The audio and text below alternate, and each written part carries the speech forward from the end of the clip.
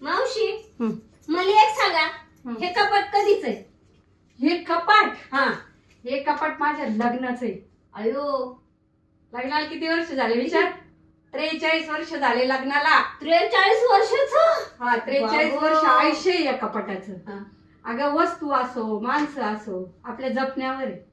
जर ते चांगले जपले ना तर त्यांचं आयुष्यमान चांगलं होतं. त्यांचं पण आयुष्य भरपूर असतं.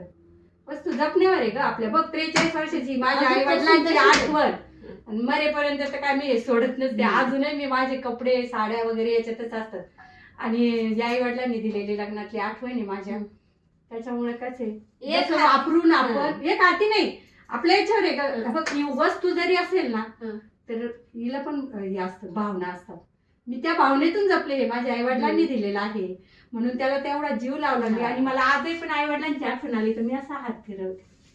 म्हणजे वस्तू असो की माणसं मी म्हणते ना तुम्ही जर जपले ना काळजातून तर त्यांचं बरोबर ते दीर्घायुष्य होतात.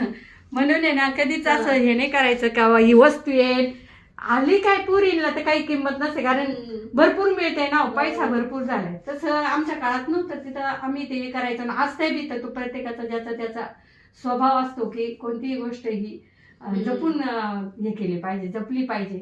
माणसंही जपली पाहिजे वस्तूही जपल्या पाहिजे. आज तुम्ही तुमच्या आईचं नाव घेतलं म्हणून मला आज माझ्या वडीलच ध्यान आलं.